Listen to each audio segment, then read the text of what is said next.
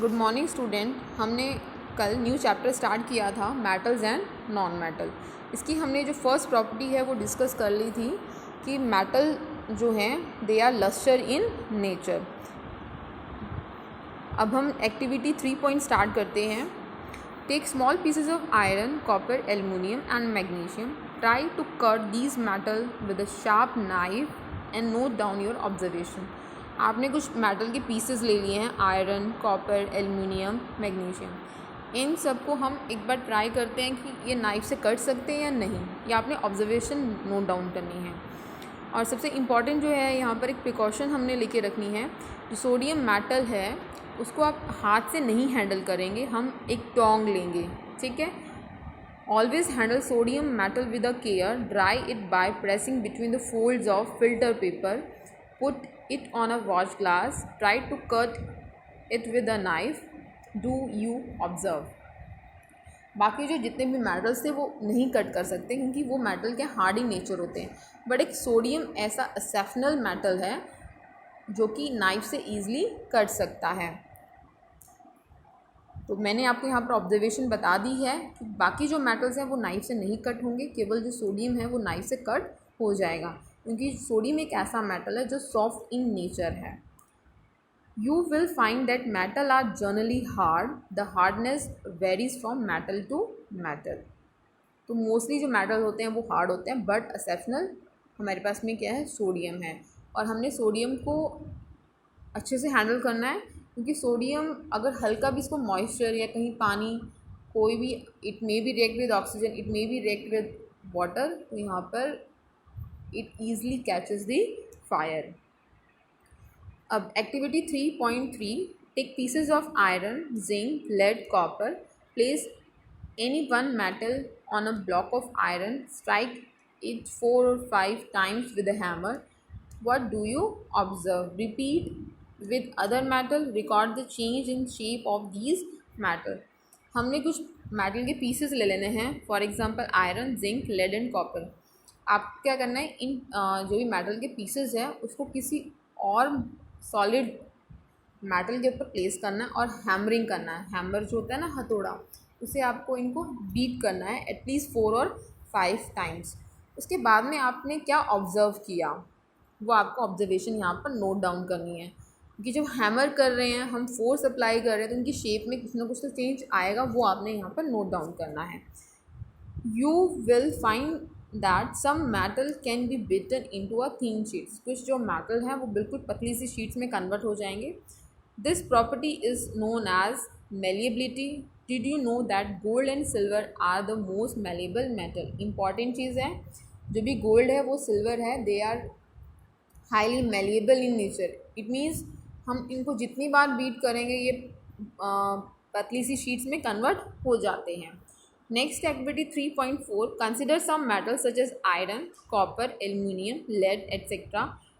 Which of the above metal are also available in the form of wires? आपने देखा होगा जो घरों में वायरिंग होती है, ठीक है, तो वायरिंग के ऊपर एक तो इंसुलेशन होती है ब्लैक कलर की, वो नहीं, उसके जो अंदर वायर होती है, it may be made up of iron, copper, aluminium और लेड। इट मीन्स हमने क्या किया हुआ, मेटल को हमने थिन वायर्स में कन्वर्ट कर लिया है। तो इस प्रॉपर्टी को हम क्या बोलेंगे, डक्टिलिटी। तो डिफरेंस है, मेलिएबल क्या होता है, when a metal converted into thin sheets, और डक्टिलिटी क्या होता है, when metal convert into thin wires. The ability of a metal to be drawn into thin wire, it is known as ductility. Gold is most ductile metal. You will be observed to know that a wire of about 2 kilometer length can be drawn from 1 gram of gold. Important चीज़ है, इसको आप important line आप इसे underline कर लेंगे। जो gold है वो हाईली डक्टाइल इन नेचर होता है। 1 ग्राम गोल्ड से आप 2 किलोमीटर लेंथ की वायर आप ड्रॉन आउट कर सकते हो। It is because of their malleability and ductility, the metal can be given a different shapes according to our needs. Malleable और डक्टिलिटी की वजह से हम क्या कर सकते हैं, इनको जो भी हमें शेप, जो भी हमारी शेप डिज़ायर है, जो भी हमें चाहिए, हम उन शेप में इनको कन्वर्ट कर सकते हैं। Can you name some metals that are used for making cooking vessels? Do you know why these metal are used for making vessels? Let us do the following activity to find out the answer. तो अभी तक हमने क्या किया, क्या study किया? Malleable are metals are lustre. Next है metal can be convert into thin wires और sheet. Metals are hard.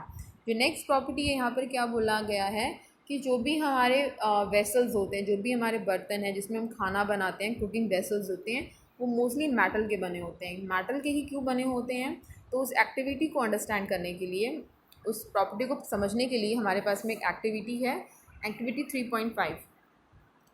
Take an aluminium और copper wire, clamp with this wire on a stand, fix a pin to the free end of the wire using wax, heat the wire with a spirit lamp, candle or a burner near the place where it is clamped.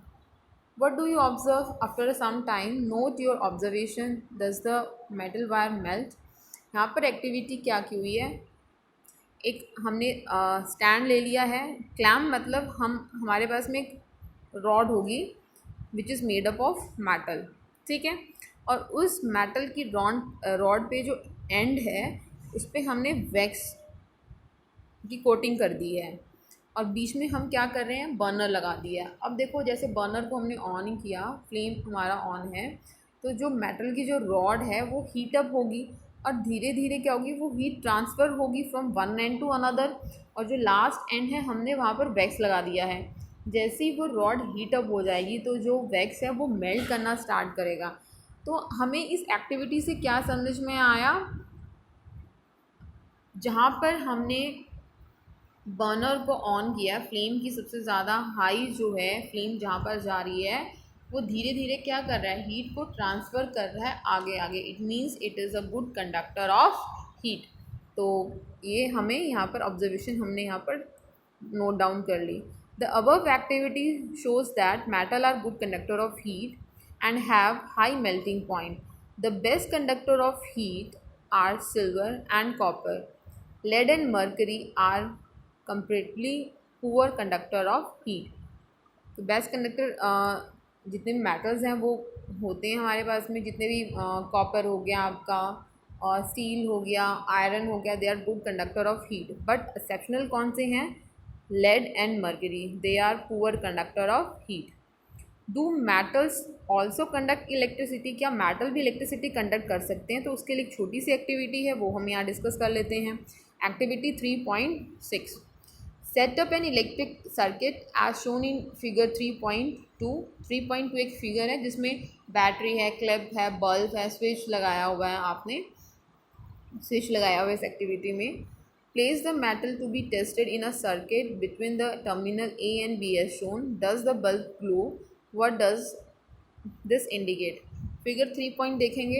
यहाँ पर क्या हुआ, आपने battery ली है, battery का जो positive and है हमने बल्ब पे कर दिया, जो नेगेटिव एंड है, ठीक है, यहाँ पर हमने क्लिप लगा लिया, स्विच लगा लिया. अब जैसे ही हम इन दोनों ए और बी क्लिप को मिलाएंगे तो यहाँ पर हमारा सर्किट क्या हो जाएगा, कंप्लीट हो जाएगा. अगर हमने इन क्लिप को नहीं मिलाया तो हमारा सर्किट क्या, इनकम्प्लीट है. तो हमने क्या किया है, बल्ब की जो एक एंड है वो पॉजिटिव से कनेक्ट की हुई है बैटरी को, और जो अनदर एंड है it should connected to the negative. एक पॉजिटिव है और एक क्या है, नेगेटिव है. जैसे ये आपस में कांटेक्ट में आएंगे, हम इन दोनों क्लिप को ज्वाइन करेंगे तो इलेक्ट्रिसिटी पास होगी, इलेक्ट्रिकल सर्किट कंप्लीट हो जाएगा, बल्ब क्या करेगा, ग्लो करेगा. तो इससे इंपॉर्टेंट प्रॉपर्टी क्या समझ में आई है कि जो मेटल्स हैं they are good conductor of electricity, ये इलेक्ट्रिसिटी भी कंडक्ट करते हैं. You must have seen that the wire that carry current in your home have a coating of PVC, polyvinyl chloride. जो भी घरों में वायरिंग होती है उसके ऊपर ब्लैक कलर की जो इंसुलेशन होती है वो किसकी बनी होती है, PVC. It is a rubber like material. Wire electric wires are coated with this substances. Electrical wire क्यों कोटेड होती है, अगर नहीं कोटेड होंगी तो शॉर्ट सर्किट हो सकता है, ठीक है, करंट लग सकता है. इंसुलेशन इसीलिए है ताकि शॉक ना लगे. What happen when metal strike a hard surface, do you observe a sound. The metal that produce a sound on striking a hard surface are said to be sonorous. Can you no now say why a school bell are made up of metal. इससे previous जो property है वो क्या थी, metals are good conductor of electricity. यहाँ पर क्या बोला गया, अगर कोई मेटल दूसरे मेटल के साथ बीट करता है, टकराता है, तो वहाँ पर एक साउंड प्रोड्यूस होती है। It means metals are sonorous in nature. Metal क्या होते हैं, साउंड प्रोड्यूस करते हैं। स्कूल में बेल जो होती है, स्कूल बेल होती है, it is also an good example.